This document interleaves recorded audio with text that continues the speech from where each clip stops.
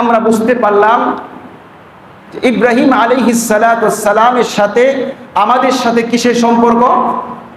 বলেন, কিসের সম্পর্ক? জুড়ে বলেন। পিতা আর পুত্রের সম্পর্ক, তাই না? ইব্রাহিম আলাইহিস সালামের সাথে আমাদের সম্পর্ক কিসের? পিতা আর পুত্রের সম্পর্ক। কেমন পিতা আর পুত্রের সম্পর্ক?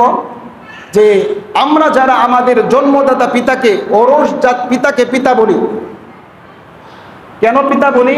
কেন পিতাকে আমরা আব্বা বলি? কারণ কি? আপনার পিতা যে আপনার ওরসজাত, যাকে আমরা আব্বা বলি, উনি যে আপনার পিতা, এটা কি কোরআন হাদিসে আছে? বলেন। আল্লাহ ওহী নাযিল করে জানাই দিয়েছেন, তাও তো দেয় নাই। আমরা আমাদের ওরসজাত পিতাকে কেন পিতা বলে ডাকি? কেন? একজন মহিলার কথা বিশ্বাস করে, ঠিক কিনা? আমার আপনার মার কথা বিশ্বাস করে বাবাকে বাবা বলে ডাকি। এর কোনো সার্টিফিকেট আল্লাহ নিজেও দেয় নাই, কোরআন হাদিসের মাধ্যমে বলে না এই লোকটা আপনার বাবা। কেন বলি? একজন মহিলার কথা বিশ্বাস করে। বিয়ে করার 7 মাস পরে 5 মাসের সন্তান স্ত্রী গর্ভে রেখে স্বামী বিদেশ চলে গেল, 10 বছর পরে আসছে, সন্তান আব্বা বলে বাবার কোলে চলে যায়। এখন যদি জিজ্ঞেস করা হয় এই লোকটা যে তোমার বাবা, তুমি চিনলা কিভাবে? বলবো মা বলেছি। যখন বিদেশের বাড়ি থেকে কল দিত, মা বলতেই তোর বাবা কল দিছে, দেখ, কথা বলতো। এখন আমরা জন্মদাতা পিতাকে পিতা বলে ডাকি কেন? একজন মহিলার মার কথা বিশ্বাস করে। আর সাইয়্যিদুনা ইব্রাহিম আলাইহিস সালাম আমাদের যে পিতা, এই কথার সার্টিফিকেট স্বয়ং আল্লাহ পাক রব্বুল আলামিন নিজে দিয়েছেন। সুবহানাল্লাহ। আল্লাহ পাক রব্বুল আলামিন সূরাতুল হজ্জের ৭৮ নম্বর আয়াতে বলেন, মিল্লাতা আবিকুম ইব্রাহিম। সুবহানাল্লাহ। আল্লাহ বলেন তোমাদের মুসলিম মিল্লাতের পিতা সাইয়্যিদুনা ইব্রাহিম আলাইহিস সালাম হুয়া সাম্মাকুমুল মুসলিমিন, যিনি তোমাদের নাম রেখেছে মুসলমান করে। সুবহানাল্লাহ। আমাদের পিতাকে ইব্রাহিম আলাইহিস সালাম, যিনি প্রত্যেকটা পরীক্ষায় 100-এ 100 পেয়েছেন। এখন ওই পিতার পুত্র আমরা যদি পরীক্ষায় 100-এ 100 না পেয়ে 30-33-এ পাশ করি, তাহলে কি পিতার সুপুত্র হওয়া যাবে? বলেন। যেই পিতা 100-এ 100 পেয়ে পাশ করছে, ওই পিতার পুত্র যদি 100-এ 33 পেয়ে পাশ করে, এটা কি সুপুত্র? বলেন। কমাস কম তো 80 পেতেই হবে, ঠিক কিনা? কমাস কম তো 80 পেতেই হবে সুপুত্র হতে গেলে। এই জন্য মুহতারাম হাজির, কিছু কিছু গার্জিয়ান আছি, আলহামদুলিল্লাহ আমরা 5 ওয়াক্ত নামাজ পড়ি, কিন্তু সন্তানগুলোকে নামাজের কথা বলি না। মিজান ভাই, কথা ঠিক কিনা? সন্তানগুলোকে নামাজের কথা বলি না। আপনি কেমন গার্জিয়ান হলেন যে আপনি ফজরের নামাজে মসজিদে আসলেন আর আপনার বিয়ের উপযুক্ত সন্তান লেপের তলে শুয়ে আছে? আপনি কেমন গার্জিয়ান হলেন বলেন? এই হিসাব আল্লাহকে আপনি দিতে পারবেন? আল্লাহ বলেন, ইয়া আইয়ুহাল্লাযীনা আমানু কু আনফুসাকুম ওয়া আহলিকুম নার। দেখেন আল্লাহ তাআলা কোরআনের মধ্যে বলে না ইয়া আইয়ুহান নাসু কু আনফুসাকুম, হে মানুষ, হে মানব মণ্ডলী, তা বলে নাই। আল্লাহ বলেছেন ইয়া আইয়ুহাল্লাযীনা আমানু, হে ঈমানদারগণ। তারপরে কি? কু আনফুসাকুম, তুমি নিজে বাঁচো। আগে তুমি নিজে বাঁচো। ওয়া আহলিকুম নার, এরপরে তোমার পরিবার পরিজনকে জাহান্নাম থেকে বাঁচাও।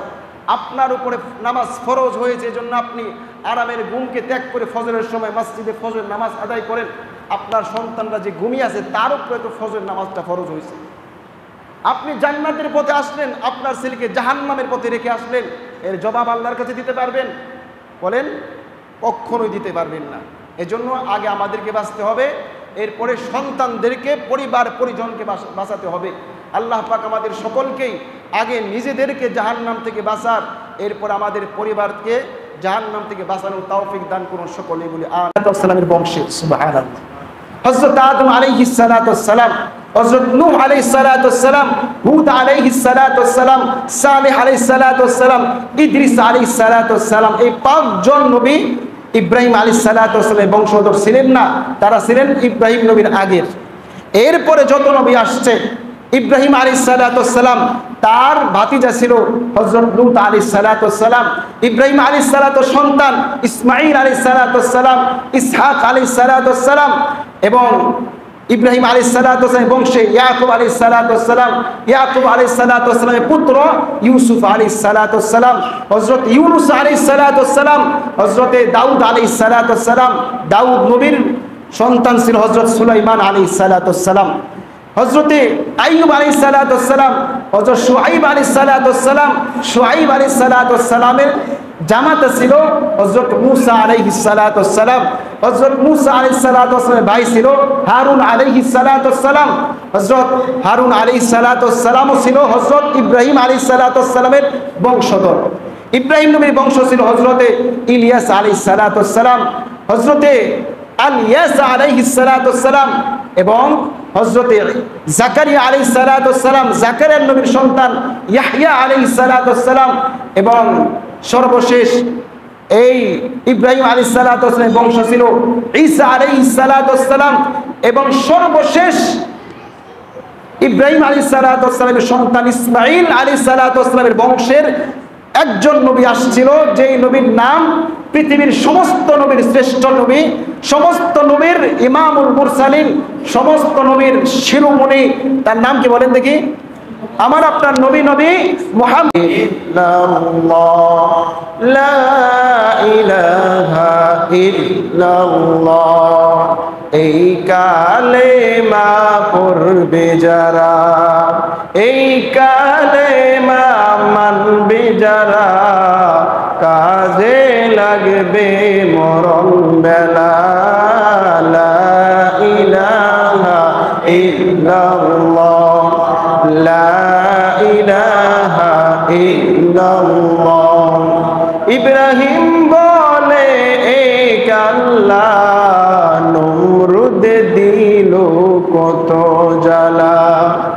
ইব্রাহিম বলেন এক আল্লাহ, নমরুদ দিল কত জ্বালা। আল্লাহ বলেন ও জিবরিল, খুলে দাও বেহেশতের তালা। লা ইলাহা ইল্লাল্লাহ, লা ইলাহা ইল্লাল্লাহ, মুহাম্মাদুর রাসূলুল্লাহ সাল্লাল্লাহু আলাইহি ওয়াসাল্লাম। উপস্থিত ধর্মপ্রাণ মুসলমান ভাই বন্ধুগণ, আমার প্রাণপ্রিয় মুসল্লিনে কেরাম, আমরা আলোচনার শুরুতেই মহান আল্লাহ পাক রব্বুল আলামিনের দরবারে লাখো কোটি শুকর ও সুজুদ আদায় করে নিচ্ছি যে রব্বে কারীম আমাদেরকে হজের মাসের ভিতরে জিলহজ মাসে, জিলকদ মাসের জুমার সলাত আদায় করার জন্যে আগে ভাগে আসার তৌফিক এনায়েত করেছেন। এজন্য আমরা আসমান জমিনকে, আকাশ বাতাসকে সাক্ষী রেখে তার নিয়ামতের শুকরাতান আমরা সকলেই উচ্চ আওয়াজে হৃদয়ের মণিকুঠা থেকে ভক্তি ও শ্রদ্ধা নিয়ে একসাথে আমরা পড়ে নিচ্ছি শুকরাতান আলহামদুলিল্লাহ। সম্মানিত মুসল্লিনে কেরাম, গত জুমায় আপনাদের সাথে আমি ওয়াদাবদ্ধ হয়েছিলাম আজকের জুমায় আমরা হযরত ইব্রাহিম আলাইহিস সালাতু ওয়াস সালামের জীবন নিয়ে আলোচনা করব। এজন্যে আল্লাহ পাক তৌফিক দিলে গত জুমার ওয়াদাকৃত বিষয় সম্পর্কে আজকের জুমা আলোচনা হবে। আর আলোচনা হচ্ছে সাইয়্যিদুনা ইব্রাহিম আলাইহিস সালাতু ওয়াস সালামের জীবনী সম্পর্কে ইনশাআল্লাহ তাআলা, ওয়া মা তাওফীকি ইল্লা বিল্লাহ। সম্মানিত মুসল্লিনে কেরাম, আমাদের সকলেরই একটা মৌলিক বিষয় জানা থাকা দরকার, আশা করি সকলেরই জানা আছে। এখন আপনাদেরকে আমি সেই বিষয়টা সম্পর্কে প্রশ্ন করব, আপনারা মেহেরবানি করে জানা থাকলে উচ্চ কণ্ঠে আমার প্রশ্নের জবাব দিবেন। মুসলিম মিল্লাতের পিতার নাম কি বলেন তো দেখি? জাতির পিতার নাম কি? মোহব্বত নিয়ে বলেন, নাম কি? হযরত ইব্রাহিম আলাইহিস সালাতু ওয়াস সালাম। ইব্রাহিম খলিলুল্লাহ কার পিতা? জাতির পিতা। কার পিতা? জাতির পিতা কি আর অন্য কেউ আছে? বলেন, যে যাই বলুক, আল্লাহ তাআলা কোরআন দ্বারা সাব্যস্ত জাতির পিতাকে হযরত ইব্রাহিম আলাইহিস সালাতু ওয়াস সালাম। এরপরে প্রশ্ন হচ্ছে, আল্লাহ পাক যত নবী রাসূল প্রেরণ করেছেন সমস্ত নবী রাসূল নিষ্পাপ ছিলেন কিনা বলেন? সকল নবী রাসূল নিষ্পাপ ছিলেন, মাসুম ছিলেন। কোন নবী রাসূল দ্বারাই গুনাহ সংঘটিত হয়েছে? কোন নবী রাসূল দ্বারাই গুনাহ সংঘটিত হয় নাই। কোন নবী রাসূল অপরাধ করে নাই। কোন নবী রাসূল শয়তানের ধোঁকায় পড়ে নাই। কারণ কি? কারণ এই সকল নবী রাসূলকেই আল্লাহ তাআলা নিজে নিয়ন্ত্রণ করেছেন। সুবহানাল্লাহ। আল্লাহ তাআলা কুদরতি হাতে তাদেরকে লালিত পালিত করেছেন। এই জন্য সমস্ত নবী সকল প্রকারের গুনাহ থেকে মুক্ত, মাসুম, নিষ্পাপ। সুবহানাল্লাহ। এখন এই সমস্ত নবী সকল প্রকারের গুনাহ থেকে, অপরাধ থেকে, শয়তানি ধোঁকায় পড়ে নাই। এত কিছু হওয়া সত্ত্বেও আমরা যদি হাদিসের দিকে তাকাই, কোরআনের দিকে তাকাই, আমরা দেখতে পাই প্রায় সমস্ত নবীরই দুঃখের কোনো শেষ ছিল না। প্রায় সমস্ত নবীরই কষ্টের কোনো অন্ত ছিল না। প্রায় সমস্ত নবীরই পেরেশানির কোনো সীমা ছিল না। এর কারণটা কি? তারা তো মাসুম, নিষ্পাপ, এরপরে এত দুঃখ পেরেশানি কেন তাদের? সমস্ত নবী রাসূলকে আল্লাহ তাআলা পরীক্ষা করেছেন, কঠিন থেকে কঠিন পরীক্ষা করেছেন। কেন? আল্লাহ পাক রব্বুল আলামিন প্রত্যেকটা মানুষকেই তার জীবনে পরীক্ষা দেন দুইটা কারণে। কয়টা কারণে? আমার আপনার জীবনে পরীক্ষা আসে কয়টা কারণে? দুইটা কারণে। ইনদাল ইমতিহান ইউকরিমুর রাজুলু আও ইউহান। পরীক্ষার মাধ্যমে মানুষ সম্মানিত হয়, আবার ওই পরীক্ষার মাধ্যমে মানুষ লজ্জিত হয়। ঠিক কিনা? একজন স্টুডেন্ট সে ভালো রেজাল্ট করার পরে সম্মান পেতে পেতে একেবারে সম্মানের উচ্চ শিখরে পৌঁছে যায়, আবার ব্যর্থ হওয়ার পরে সে লজ্জিত একেবারেই নিম্ন শিখরে পৌঁছে যায়। ঠিক কিনা? একজন স্টুডেন্ট যে ভালো রেজাল্ট করে, যে গোল্ডেন প্লাস পায়, যে প্লাস পায়, জিপে 5 পেয়ে পাস করে, যে স্কলারশিপ পায়, ওই স্টুডেন্টের দাম সমাজে বাড়ে না কমে? বলেন। অবশ্যই ওই ছাত্রের দাম, স্টুডেন্টের দাম সমাজে বাড়ে। সকলেই তাকে নেক নজরে তাকায়, দয়া মায়ার নজরে তার দিকে তাকায়। রেজাল্ট বের হওয়ার পরে ছাত্রটা মিষ্টির প্যাকেট নিয়ে আত্মীয় স্বজনের বাড়ি দৌড়াদৌড়ি শুরু হয়ে যায়, ফেসবুকে স্ট্যাটাস দেওয়া শুরু হয়ে যায়, সোশ্যাল মিডিয়ায় তার ছবি পোস্ট করে যে আমি এত নাম্বার পেয়ে আমি উত্তীর্ণ হয়েছি। আর যে স্টুডেন্ট পরীক্ষায় ফেল করেছে, রেজাল্ট বের হলো, 1 মাস হয়ে গেল, এরপরেও তার কোনো খোঁজ খবর পাওয়া যায় না। সে ঘরের ভিতরে যে বসে রয়েছে আর ঘর থেকে বের হয় না। এমনকি কোনো স্টুডেন্ট তারা পরীক্ষায় ব্যর্থ হওয়ার পরে, ফেল করার পরে, তারা জীবনের একটা ভুল সিদ্ধান্ত নিয়ে অনেক স্টুডেন্ট আছে তারা সুসাইড পর্যন্ত করে ফেলে। ঠিক কিনা বলেন? তারা মনে করে যে আমি সুসাইড করলে, আত্মহত্যা করলে মনে হয় এখানে আমার জীবনটা শেষ। আর একটা ছাত্র ব্যর্থ হওয়ার পরে সুসাইড এমনিতেই করে না। আমাদের সমাজের চিত্র এমন, কোন স্টুডেন্ট যদি ফেল করে, ব্যর্থ হয়, তাহলে সমাজের মানুষগুলো তার দিকে আর চোখে তাকায়। এমনকি মা বাবাও তাকে দিকে নাক ছিটকায়, অনেকেই তো তিরস্কার করে কথাও বলে। এই সব কিছুর কারণে, তার ভিতরে দিন না থাকার কারণে, দিনের সুইবোঝ না থাকার কারণে লোকটা আত্মহত্যার পথ বেছে নেয়। এর কারণ আমাদের সমাজ, এর কারণ আমরা আমাদের দেশের অবস্থা এমন যে সন্তান হয়েছে তো সন্তানকে আইএবি, এমফিল, এফআরসিএস যত টাইটেল আছে না কেন আমার সন্তানকে অর্জন করতে হবে, আমার সন্তানকে হাফেজ, আলিম, মুফতি, মুহাদ্দিস হতে হবে, এটা হতেই হবে, এমন একটা ধারণা আমাদের, হতেই হবে। অথচ আপনার ছেলের মাথায় এই পড়াটা ধরতেছে না। আপনি বিষয়টা বোঝার চেষ্টা করেন না। সে বারবার পরীক্ষা দেওয়ার পরে ফেল করতেছে, আপনি শুধু তাকে বকাবাজি করেন, কিন্তু কেন ফেল করে এই কারণটা আপনি খুঁজে বের করেন না। কেন ফেল করে এই কারণটাকে খুঁজে বের করতে হবে। আমরা শুধু চাপতে এটা করো সেটা করো, করতেই হবে করতেই হবে। আরে তার মাথায় তো ধরতেছে না, তারপরও কেন তো চাপ দাও। তবে দেখতে হবে কেন পারে না, এটা খুঁজে বের করতে হবে। এরপরে যদি না পারে প্রত্যেকটা মানুষের যে কোনো একটা সাইট, সে ওই সাইডে পারদর্শী থাকে, যে সাইড পারদর্শী থাকে ওই দিকে দিয়ে দেন, ঠিক কিনা বলেন। আশেপাশের বিশেষ করে পশ্চিমের রাষ্ট্রগুলোতে দেখবেন যে ছাত্রটা যে শিশুটা যেই দিকে পারদর্শী তাকে ওই দিকে পড়াশোনা করানো হয়। যে খেলাধুলায় পারদর্শী, বাস তুমি খেলাধুলা করো, বিশ্ব চ্যাম্পিয়ন তুমি খেলোয়াড় হয়ে যাও। যে পড়াশোনা ভালো বুঝে তাকে বিজ্ঞানী করে দেয়, ইঞ্জিনিয়ার বানিয়ে দেয়, ঠিক কিনা। অথচ আমাদের সমাজের চিত্র ভিন্ন। বাস তোমাকে হাফেজ মুফতি আলেম হতেই হবে, তোমাকে ইঞ্জিনিয়ার ডাক্তার হতেই হবে, তুমি পারো আর না পারো। আর আমাদের এত উদ্যোগ নেওয়ার কারণ কি?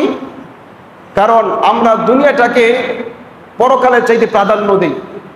এজন্যই তো সন্তানকে এত চাপ দেই পড়ালেখার জন্য, যতটা চাপ না দেই ইসলাম শিক্ষার জন্য। আমরা দুনিয়াবী শিক্ষার জন্য, জেনারেল শিক্ষার জন্য সন্তানকে যেই পরিমাণ আমরা চাপ দিয়ে থাকি, তাদেরকে তাকিদ দিয়ে থাকি, ওই পরিমাণ থেকে 5% যদি সন্তানকে ইসলামের শিক্ষার দিকে ধাবিত করা হতো, তাহলে সমাজের প্রত্যেকটা সন্তান নামাজি হয়ে যাইত। সমাজের প্রত্যেকটা সন্তান শুদ্ধ করে কোরআন পড়তে জানতো। সমাজের প্রত্যেকটা সন্তান আর যাই হতো না হতো মানুষ হতো, ঠিক কিনা বলেন। আর বাপমারা বলে, আমাদের সমাজে একটা প্রচলিত কথাও আছে যে লেখাপড়া করে যে গাড়ি ঘোড়ায় চড়ে সে। আরো বিভিন্ন লোক দেখে আমরা তাদেরকে পড়ালেখা করাই। এই চেতনা নিয়ে যে ছাত্রটা পড়ালেখা করে ইঞ্জিনিয়ার হবে, ব্যারিস্টার হবে, আর উচ্চ শিক্ষায় শিক্ষিত হবে, ডাক্তার হবে, এই চেতনা নিয়ে যেই ছাত্রটা ডাক্তার হবে, ওই ডাক্তার হওয়ার পরে ডাক্তার হবে না, ওই ডাক্তার হবে একজন কসাই। যে ইঞ্জিনিয়ার হবে চেতনা নিয়ে, উনি ইঞ্জিনিয়ার হবে না, উনি রটের পরিবর্তে বাঁশ ঢুকাবে। এমপি মন্ত্রী যারা হবে তারা দুর্নীতি করবে। এই চেতনা নিয়ে যারা বড় হবে, এই জন্য আমাদেরকে চেতনা দিতে হবে কি, ইকরা বিসমি রাব্বিকাল্লাযী খলাক, বড় প্রভুর নামে। আমরা দুনিয়াবী শিক্ষা শিখাবো, কোনো সমস্যা নাই, কিন্তু সবার আগে কি শিক্ষা দিতে হবে বলেন? আমাদের ইসলাম শিক্ষা দিতে হবে। আমরা সমাজের কিছু কিছু গার্জিয়ান আছি, আলহামদুলিল্লাহ আমরা 5 ওয়াক্ত নামাজ পড়ি, কিন্তু সন্তানগুলোকে নামাজের কথা বলি না। মিজান ভাই কথা ঠিক কিনা? সন্তানগুলোকে নামাজের কথা বলি না। আপনি কেমন গার্জিয়ান হলেন যে আপনি ফজরের নামাজে মসজিদে আসলেন আর আপনার বিয়ের উপযুক্ত সন্তান লেপের তলে শুয়ে আছে? আপনি কেমন গার্জিয়ান হলেন বলেন? এই হিসাব আল্লাহকে আপনি দিতে পারবেন? আল্লাহ বলেন, ইয়া আইয়ুহাল্লাযীনা আমানু কু আনফুসাকুম ওয়া আহলিকুম নার। দেখেন আল্লাহ তাআলা কোরআনের মধ্যে বলে না ইয়া আইয়ুহান নাসু কু আনফুসাকুম, হে মানুষ, হে মানব মণ্ডলী, তা বলে নাই। আল্লাহ বলেছেন ইয়া আইয়ুহাল্লাযীনা আমানু, হে ঈমানদারগণ। তারপরে কি? কু আনফুসাকুম, তুমি নিজে বাঁচো। আগে তুমি নিজে বাঁচো। ওয়া আহলিকুম নার, এরপরে তোমার পরিবার পরিজনকে জাহান্নাম থেকে বাঁচাও। আপনার উপরে নামাজ ফরজ হয়েছে, এজন্য আপনি আরামের ঘুমকে ত্যাগ করে ফজরের সময় মসজিদে ফজরের নামাজ আদায় করেন। আপনার সন্তানরা যে ঘুমিয়ে আছে তার উপরে তো ফজরের নামাজটা ফরজ হয়েছে। আপনি জান্নাতের পথে আসলেন, আপনার ছেলেকে জাহান্নামের পথে রেখে আসলেন, এর জবাব আল্লাহর কাছে দিতে পারবেন বলেন? কখনোই দিতে পারবেন না। এজন্য আগে আমাদেরকে বাঁচতে হবে, এরপরে সন্তানদেরকে, পরিবার পরিজনকে বাঁচাতে হবে। আল্লাহ পাক আমাদের সকলকেই আগে নিজেদেরকে জাহান্নাম থেকে বাঁচার, এরপর আমাদের পরিবারকে জাহান্নাম থেকে বাঁচানোর তৌফিক দান করুন সকলে বলি আমিন।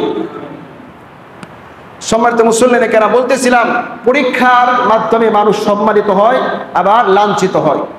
আল্লাহ পাক রব্বুল আলামিন সমস্ত পয়গম্বরদেরকে পরীক্ষার সম্মুখীন করেছেন। কেন? কারণ আল্লাহ পাক সমস্ত পয়গম্বরদেরকে তাদের দারজাত, তাদের মর্তবাকে বুলন্দ করার জন্য, সুবহানাল্লাহ, তাদের মর্তবাকে বাড়ানোর জন্য এই পৃথিবীতে আল্লাহ তাআলা 100 লক্ষ পয়গম্বর প্রেরণ করেছে। আল্লাহ বলেন, তিলকার রুসুল ফাদ্দালনা বা'দাহুম আলা বা'দ, আমি কতক রসুলকে কতক রসুলের উপর প্রাধান্য দিয়েছি। কোন হিসাবে? পরীক্ষার মাধ্যমে। সুবহানাল্লাহ। আল্লাহ পাক রব্বুল আলামিন সাইয়্যিদুনা ইব্রাহিম আলাইহিস সালাতু ওয়াস সালামকে যেহেতু জাতির পিতা বানাবেন, সাইয়্যিদুনা ইব্রাহিম আলাইহিস সালাতু ওয়াস সালামকে যেহেতু মুসলিম মিল্লাতের রাহবার বানাবেন, এজন্য যত নবী রাসূলদেরকে আল্লাহ তাআলা পরীক্ষার সম্মুখীন করেছেন, এর মধ্যে কোরআন থেকে বুঝতে পারি সবচেয়ে কঠিন পরীক্ষা ছিল সাইয়্যিদুনা ইব্রাহিম আলাইহিস সালাতু ওয়াস সালামের। সুবহানাল্লাহ বলেন। কেন পরীক্ষা নিয়েছেন? মর্তবাকে বাড়ানোর জন্য। তার কেমন পরীক্ষা ছিল? ইব্রাহিম আলাইহিস সালাতু ওয়াস সালামের জন্মটাই ছিল একটা পরীক্ষা। সুবহানাল্লাহ। ইব্রাহিম আলাইহিস সালাতু ওয়াস সালাম জন্মগ্রহণ করলেন এমন একটা পরিবেশে, জন্মের পর তিনি দেখতে পেলেন তার অরজাত পিতা, তাকে গর্ভধারণকারী মা মূর্তির পূজা করে, মূর্তিকে সিজদা করে, এমনকি তার আপনজন, আত্মীয় স্বজন, প্রিয়জন, বন্ধু বান্ধব সকলেই মূর্তির পূজা করে। তার পাশের বাড়ির লোক, তার এলাকার লোক, এমনকি তার রাষ্ট্রের সকল লোক মূর্তির সামনে মাথা নত করে মূর্তিকে সিজদা করে। এমন একটা বৈরী পরিবেশে সাইয়্যিদুনা ইব্রাহিম আলাইহিস সালাতু ওয়াস সালাম বড় হলেন। কিন্তু আশ্চর্যের বিষয়, ইব্রাহিম আলাইহিস সালাতু ওয়াস সালাম জীবনে কখনো একবারের জন্য পাথরের মূর্তির সামনে মাথা নত আর সিজদা করে নাই। সুবহানাল্লাহ। ইব্রাহিম নবীর এমন একটা পরিবেশে জন্মগ্রহণ করলেন, তাকে নিজে থেকে আল্লাহকে খুঁজে পেতে হবে। কারণ এমন একটা বৈরী পরিবেশে জন্মগ্রহণ করলেন, সকলেই শিরিক করে, সকলেই মূর্তিকে সিজদা করে। এমন একটা পরিবেশে তাকে আল্লাহকে নিজে থেকে খুঁজে পেতে হবে এবং তাওহীদ চিনতে হবে, তাওহীদ জানতে হবে, তাওহীদ সমাজে প্রতিষ্ঠা করতে হবে। এই বিষয়টা কঠিন না সহজ বলেন? আমরা তো মুসলমানের ঘরে জন্মগ্রহণ করেছি, আমরাও মুসলমান হয়ে গিয়েছি, এজন্য বুঝি না যে আল্লাহ কি, আল্লাহর পরিচয় কি, আল্লাহর তাওহীদ কি, আল্লাহর একত্ববাদ কি, এটা আমরা বুঝি না, বুঝতে চাই না। ঠিক কিনা বলেন? যদি অন্য একটা ধর্মে জন্মগ্রহণ করার পরে ইসলাম বুঝতে হতো, ইমানের পথে আসতে হতো, তখন বোঝা যেত ইসলাম কাকে বলে। সাইয়্যিদুনা ইব্রাহিম আলাইহিস সালাতু ওয়াস সালাম নিজে থেকে আল্লাহকে পেতে হবে। আমরা যদি কোরআন দেখি, কোরআনের মাধ্যমে আমরা বুঝতে পারি আল্লাহ পাক রব্বুল আলামিন এই পৃথিবীতে যত মানুষ প্রেরণ করেছেন, যারাই নিজেকে মুমিন দাবি করেছেন, যে যত ইমানদার, যার যত ইমান পুক্ত হয়েছে, পাকাপুক্ত হয়েছে, আল্লাহ তাআলা তাকে তত বেশি পরীক্ষার সম্মুখীন করেছেন। সূরা আনকাবুতের 2 নম্বর আয়াতে আল্লাহ তাআলা বলেন, আহাসিবান নাসু আইয়ুতরাকু আইয়াকুলু আমান্না ওয়া হুম লা ইফতানুন। আল্লাহ বলেন, আহাসিবান নাস, মানুষ দিয়ে কথা ধারণা করে, আইয়ুতরাকু, আমি তাদেরকে ছেড়ে দিব, আমি তাদেরকে ছেড়ে দিব, আইয়াকুলু আমান্না, তারা শুধু বলবে আমরা ঈমান আনছি, এজন্য আমি তাকে জান্নাত দিয়ে দেব। না না না, ওয়া হুম লা ইফতানুন, আমি সকলকেই পরীক্ষা করব। সুবহানাল্লাহ।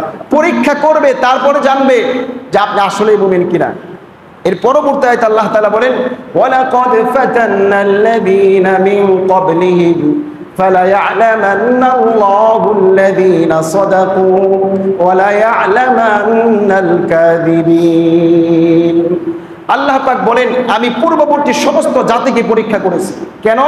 যাতে করে আমি জানতে পারি ফালায়া'লামান্নাল্লাহুল্লাযীনা সাদাকু ওয়ালায়া'লামান্নাল কাযিবিন। সমাজে মানুষ বসবাস করে, কতজনে কত রঙের কথা বলে, কত কিছুর দাবি করে, আসলে কোন মানুষটা সত্যবাদী, কোন মানুষটা মিথ্যাবাদী, এটা আমি পরীক্ষা করে জানবো। সুবহানাল্লাহ। আল্লাহ পাক একটা মানুষকে কমস কম 5টা জিনিসের মাধ্যমে পরীক্ষা করবে। যে নিজেকে মুমিন দাবি করবে, তাকে কমস কম 5টা জিনিসের মাধ্যমে পরীক্ষা করবেন। আল্লাহ তাআলা এই কথাটাও পবিত্র কুরআনুল কারীমের সূরা বাকারার মধ্যে বলেন, وَلَنَبْلُوَنَّكُمْ بِشَيْءٍ مِّنَ الْخَوْفِ وَالْجُوعِ وَنَقْصٍ مِّنَ الْأَمْوَالِ وَالْأَنفُسِ وَالثَّمَرَاتِ وَبَشِّرِ الصَّابِرِينَ। আল্লাহ বলেন, আমি পরীক্ষা করব 5টা জিনিসের মাধ্যমে। 1 নাম্বার, وَلَنَبْلُوَنَّكُمْ بِشَيْءٍ مِّنَ الْخَوْفِ, আমি তোমাদেরকে পরীক্ষা করব ভয় দ্বারা। কি দ্বারা? খৌফ মানে ভয়, ভীতির দ্বারা। ভয় দ্বারা তোমাকে আমি পরীক্ষা করব। কি ভয়? সেটা যে কোনো ধরনের ভয় হতে পারে। আপনি আপনার অর্থ কম, পাশের লোকের অর্থ বেশি, আপনার উপরে জুলুম করে, আপনার ঘরের মেয়ে সুন্দরী, আপনি দারিদ্র, অন্য বখাটে ছেলে আপনার মেয়েকে ডিস্টার্ব করে, এই যে একটা ভয়ের ভিতরে আছেন, এই ভয় দ্বারা আপনাকে পরীক্ষা করবে। وَلَنَبْلُوَنَّكُمْ بِشَيْءٍ مِّنَ الْخَوْفِ وَالْجُوعِ 2 নাম্বার ক্ষুধার্তর মাধ্যমে। ক্ষুধার্তর মাধ্যমে আপনি দারিদ্র, আপনার সংসারে অনেক মানুষ, সকলকে আপনি পেট করে খাবার দিতে পারেন না, এই যে একটা ক্ষুধার যন্ত্রণা, এটা হয়তো আমরা বুঝি না, কিন্তু সাহাবায়ে কেরামের জীবনে পড়লে আমরা বুঝি সাহাবায়ে কেরাম কিরকম কিভাবে ক্ষুধার যন্ত্রণা তারা উপভোগ করেছে। আমরা সকলেই জানি হযরত আবু হুরায়রা রাদিয়াল্লাহু তাআলা আনহু ক্ষুধার যন্ত্রণায় তিনি মসজিদে নববীতে পড়ে গিয়েছিলেন। তখনকার জামানায় মানুষ তারা মনে করছে যে এই আবু হুরায়রার হয়তো তার মৃগী রোগ হয়েছে, আর মৃগী রোগ হলে জুতা দিয়ে তাদেরকে মুখের ভিতরে জুতা ধরত। আবু হুরায়রা হুঁশ পাওয়ার পর বলেন, না, আমার কোনো মৃগী রোগ হয় নাই, আমি ক্ষুধার তাড়নায় আমি এখানে পড়ে গিয়েছি, আমার হয়তো এই কষ্টটা বুঝবো না। আল্লাহ বলেন বিশাইইন মিনাল খাউফি ওয়াল জু, 1 নাম্বার ভয় দ্বারা, 2 নাম্বার ক্ষুধার্তের মাধ্যমে। وَلَنَبْلُوَنَّكُمْ بِشَيْءٍ مِّنَ الْخَوْفِ وَالْجُوعِ وَنَقْصٍ مِّنَ الْأَمْوَالِ 3 নাম্বার ধন সম্পদকে বিনষ্ট করার মাধ্যমে। আল্লাহ পাক আপনাকে কোটি কোটি টাকার মালিক বানিয়েছেন, আপনি বড় বিজনেস করেন, বড় ব্যবসায়ী আপনি, কিন্তু রাত্রবেলা ব্যবসার দোকানে সমস্ত কোটি কোটি টাকার মাল রেখে আসছেন, সকালবেলা যেয়ে দেখেন ব্যবসার মাল একটাও নাই, সব পড়ে ছাই হয়ে গিয়েছে। হতে পারে কিনা বলেন?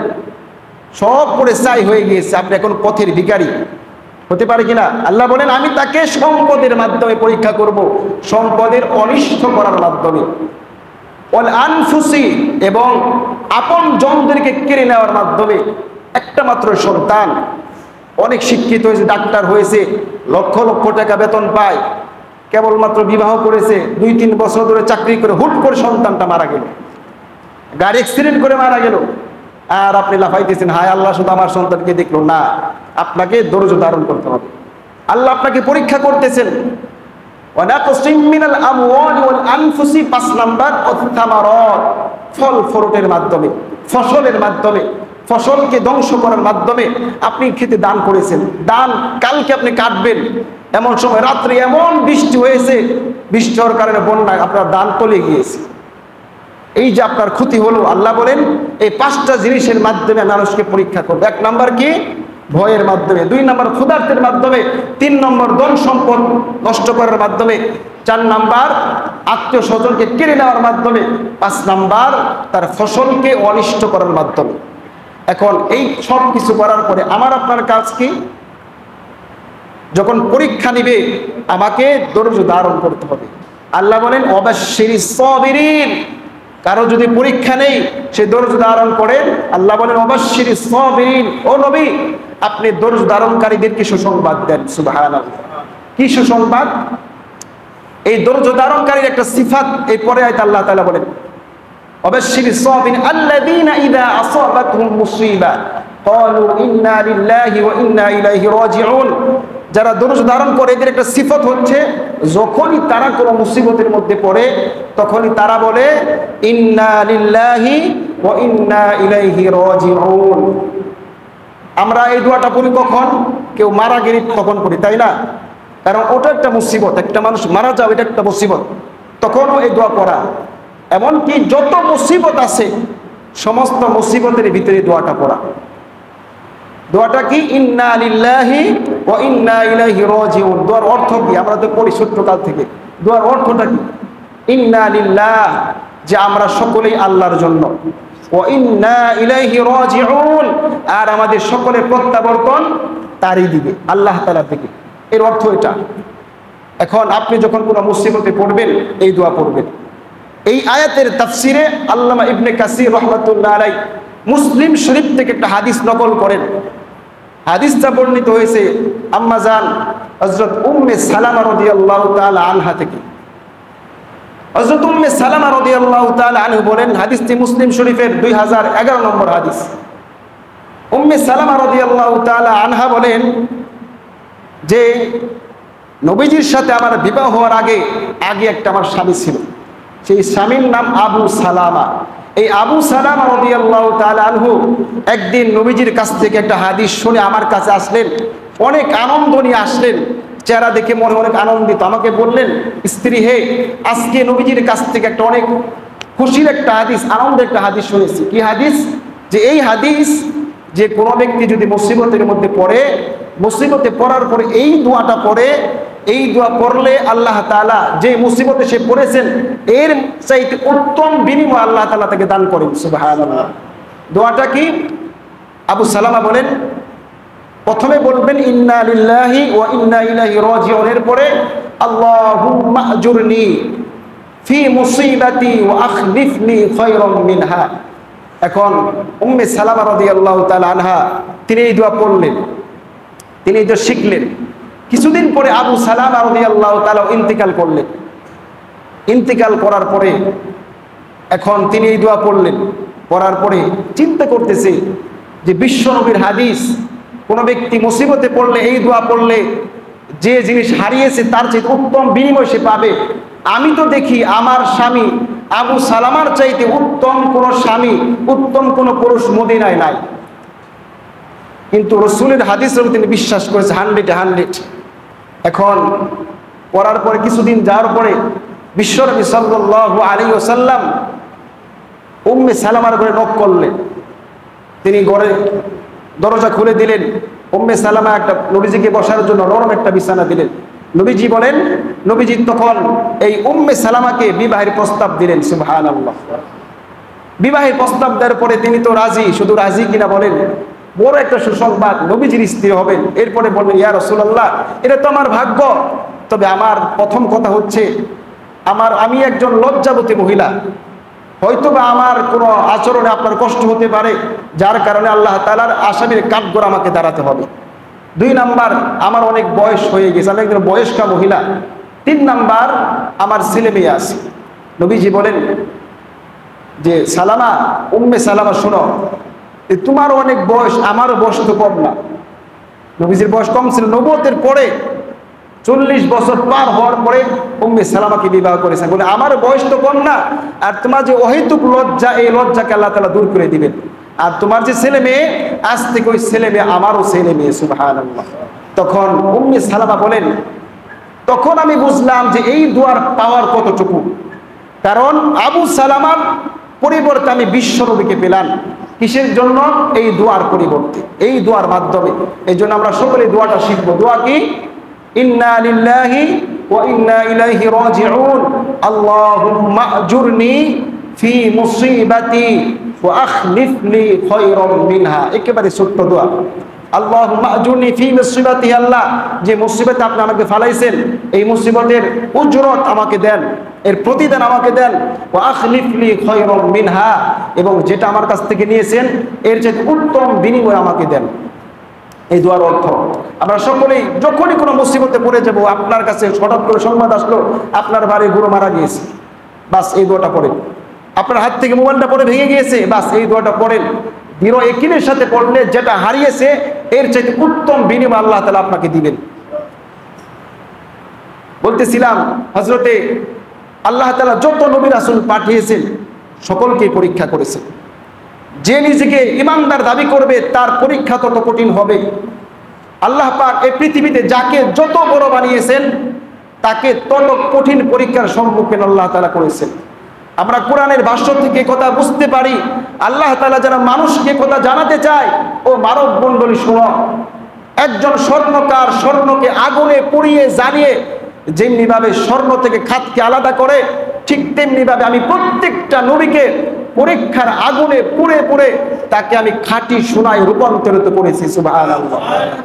হযরত ইব্রাহিম আলাইহিস সালাতু ওয়াস সালামকে কেমন পরীক্ষা করেছেন আল্লাহ তাআলা, আল্লাহ নিজেই বলেন, ওয়া ইযিব তালা ইব্রাহিম রাব্বুহু বিকালিমাতিন ফাতাম্মাহুন।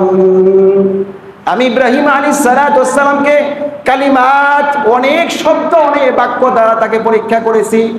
এখন পরীক্ষক নিজেই বলতেছেন ফাতাম্মাহুন, ইব্রাহিম ছাত্র, এই ছাত্রটা প্রত্যেকটা পরীক্ষায় 100 পেয়েছে। সুবহানাল্লাহ। কে বলতেছেন? যে পরীক্ষা নিয়েছেন পরীক্ষক নিজে বলতেছেন যে ইব্রাহিম এমন একজন ছাত্র, যে ছাত্র কোন পরীক্ষায় 199 পায় নাই, 100 পেয়ে পাস করেছেন। সুবহানাল্লাহ। এখন ইব্রাহিম আলাইহিস সালাতে পরীক্ষা করলেন। এই কালিমা শব্দের ব্যাখ্যায় তাফসীর ইবনে কাসিরে লম্বা বর্ণনা আসছে। একটা বর্ণনা রাইসুল মুফাসসিরিন আল্লামা রাইসুল মুফাসসিরিন আব্দুল্লাহ ইবনে আব্বাস থেকে বর্ণিত, তিনি বলেন কালিমাত শব্দের ব্যাখ্যা হচ্ছে 5টা জিনিসের মাধ্যমে আল্লাহ তাআলা ইব্রাহিম আলাইহিস সালাতু ওয়াস সালামকে পরীক্ষা করেছেন। 10টা জিনিসের মাধ্যমে। এর 5টি হচ্ছে উপরে, মানুষের শরীরের উপরে, আর 5টি হচ্ছে মানুষের শরীরের নিচে। 1 নাম্বার উপরে মাথা চুল কাটা, 2 নাম্বার মুছ কাটা, 3 নাম্বার নাকে পানি দিয়ে পানি ফেলে দেওয়া, 4 নাম্বার কুলি করা, 5 নাম্বার মেসওয়াক করা। আর নিচের অংশে বগলের লোম উপড়িয়ে ফেলা, হাতের নখ কাটা, নাভির নিচের লোম কাটা, খাতনা করা এবং শোষ কার্য ভালো করে করা। এটা একটা বক্তব্য। আরেকটি বক্তব্য রাইসুল মুফাসসিরিন আল্লামা রাইসুল মুফাসসিরিন আব্দুল্লাহ ইবনে আব্বাস বলেন আরেকটা কালিমাত শব্দের ব্যাখ্যা হচ্ছে ইব্রাহিম আলাইহিস সালাতু ওয়াস সালামের জন্মের পর থেকে মৃত্যু পর্যন্ত যত পরীক্ষা নিয়েছেন সব পরীক্ষা মানে কালিমাত। আল্লাহ তাআলা সমস্ত পরীক্ষার মাধ্যমে ইব্রাহিম আলাইহিস সালাতু ওয়াস সালাম পাস করলেন। কেমন পাস করলেন? 100 পেলেন। এখন এতটুকু আলোচনার দ্বারা আমরা বুঝতে পারলাম ইব্রাহিম আলাইহিস সালাতু ওয়াস সালামের সাথে আমাদের সাথে কিসের সম্পর্ক? বলেন, কিসের সম্পর্ক? জোরে বলেন। পিতা আর পুত্রের সম্পর্ক, তাই না? ইব্রাহিম আলাইহিস সালাতু ওয়াস সালামের সাথে আমাদের সম্পর্ক কিসের? পিতা আর পুত্রের সম্পর্ক। কেমন পিতা আর পুত্রের সম্পর্ক? যে আমরা যারা আমাদের জন্মদাতা পিতাকে, ওরসজাত পিতাকে পিতা বলি। কেন পিতা বলি? কেন পিতাকে আমরা আব্বা বলি? কারণ কি? আপনার পিতা যে আপনার ওরসজাত, যাকে আমরা আব্বা বলি, উনি যে আপনার পিতা, এটা কি কোরআন হাদিসে আছে? বলেন। আল্লাহ ওহী নাযিল করে জানাই দিয়েছেন, তাও তো দেয় নাই। আমরা আমাদের ওরসজাত পিতাকে কেন পিতা বলে ডাকি? কেন? একজন মহিলার কথা বিশ্বাস করে, ঠিক কিনা? আমার আপনার মার কথা বিশ্বাস করে বাবাকে বাবা বলে ডাকি। এর কোনো সার্টিফিকেট আল্লাহ নিজেও দেয় নাই, কোরআন হাদিসের মাধ্যমে বলে না এই লোকটা আপনার বাবা। কেন বলি? একজন মহিলার কথা বিশ্বাস করে। বিয়ে করার 7 মাস পরে 5 মাসে সন্তান স্ত্রী গর্ভে রেখে স্বামী বিদেশ চলে গেল, 10 বছর পরে আসছে, সন্তান আব্বা বলে বাবার কোলে চলে যায়। এখন যদি জিজ্ঞেস করা হয় এই লোকটা যে তোমার বাবা, তুমি চিনলা কিভাবে? বলবো মা বলেছি। যখন বিদেশের বাড়ি থেকে কল দিত, মা বলতেই তোর বাবা কল দিছে, দেখ, কথা বলতো। এখন আমরা জন্মদাতা পিতাকে পিতা বলে ডাকি কেন? একজন মহিলার মার কথা বিশ্বাস করে। আর সাইয়্যিদুনা ইব্রাহিম আলাইহিস সালাতু ওয়াস সালাম আমাদের যে পিতা, এই কথার সার্টিফিকেট স্বয়ং আল্লাহ পাক রব্বুল আলামিন নিজে দিয়েছেন। সুবহানাল্লাহ। আল্লাহ পাক রব্বুল আলামিন সূরাতুল হজ্জের ৭৮ নম্বর আয়াতে বলেন মিল্লাতা আবিকুম ইব্রাহিম। সুবহানাল্লাহ। আল্লাহ বলেন তোমাদের মুসলিম মিল্লাতের পিতা সাইয়্যিদুনা ইব্রাহিম আলাইহিস সালাতু ওয়াস সালাম হুয়া সাম্মাকুমুল মুসলিমিন, যিনি তোমাদের নাম রেখেছে মুসলমান করে। সুবহানাল্লাহ। আমাদের পিতাকে ইব্রাহিম আলাইহিস সালাতু ওয়াস সালাম, যিনি প্রত্যেকটা পরীক্ষায় 100 পেয়েছেন। এখন ওই পিতার পুত্র আমরা যদি পরীক্ষায় 100 না পেয়ে 30-33 পাস করি, তাহলে কি পিতার সুপুত্র হওয়া যাবে? বলেন। যেই পিতা 100 পেয়ে পাস করছে, ওই পিতার পুত্র যদি 133 পেয়ে পাস করে, এটা কি সুপুত্র? বলেন। কমাস কম তো 80 পেতেই হবে, ঠিক কিনা? কমাস কম তো 80 পেতেই হবে সুপুত্র হতে গেলে। এজন্য মুহতারাম হাজিরিন, আমরা মূল আলোচনা এখন প্রবেশ করতে পারি নাই। আলোচনা বিষয়বস্তু ছিল ইব্রাহিম আলাইহিস সালাতু ওয়াস সালামের জীবনী। যেহেতু তার ভূমিকা স্বরূপ ইব্রাহিম আলাইহিস সালাতু ওয়াস সালাম কেমন নবী ছিলেন সে কথা বললাম, এটা বলা দরকার আছে। কারণ যার সম্পর্কে আলোচনা করব তার গুরুত্বই যদি না বুঝি, তাহলে আলোচনাটা মনোযোগ দিয়ে শুনবো না। ইব্রাহিম আলাইহিসসালাম এমন একজন নবী ছিলেন যেই নবী সম্পর্কে বলা হয় তিনি মুসলিম মিল্লাতের পিতা, তিনি ছিলেন আবুল আম্বিয়া। আবুল আম্বিয়া মানে নবীগণের পিতা, সুবহানাল্লাহ। অথচ পৃথিবীর প্রথম মানব, প্রথম পয়গম্বরকে আদম আলাইহিসসালাম, তাকে আবুল আম্বিয়া না বলে ইব্রাহিম আলাইহিসসালামকে আবুল আম্বিয়া কেন বললেন? কারণ হযরত আদম আলাইহিসসালাম থেকে মাত্র 10 থেকে 12 জন নবী আসছে। এরপরে যত নবী আসছে পৃথিবীতে সমস্ত নবী ইব্রাহিম আলাইহিসসালামের বংশধর ছিল। পবিত্র কুরআনুল কারীমে 25 জন নবীর ডাইরেক্ট নাম উল্লেখ করে আলোচনা করেছে। কয়জনের? 25 জন নবীর।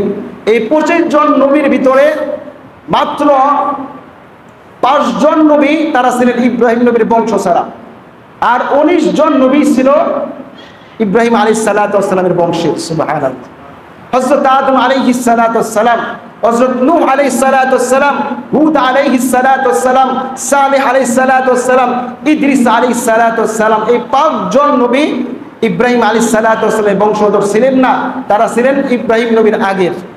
এরপরে যত নবী আসছে ইব্রাহিম আলাইহিসসালাম তার ভাতিজা ছিল হযরত লূত আলাইহিসসালাম, ইব্রাহিম আলাইহিসসালামের সন্তান ইসমাঈল আলাইহিসসালাম, ইসহাক আলাইহিসসালাম এবং ইব্রাহিম আলাইহিসসালামের বংশে ইয়াকুব আলাইহিসসালাম, ইয়াকুব আলাইহিসসালামের পুত্র ইউসুফ আলাইহিসসালাম, হযরত ইউনুস আলাইহিসসালাম, হযরত দাউদ আলাইহিসসালাম, দাউদ নবীর সন্তান ছিল হযরত সুলাইমান আলাইহিসসালাম, হযরতে আইয়ুব আলাইহিসসালাম, হযরত শুআইব আলাইহিসসালাম, শুআইব আলাইহিসসালামের জামাতা ছিল হযরত মূসা আলাইহিসসালাম, হযরত মূসা আলাইহিসসালামের ভাই ছিল হারুন আলাইহিসসালাম, হযরত হারুন আলাইহিসসালামও ছিল হযরত ইব্রাহিম আলাইহিসসালামের বংশধর।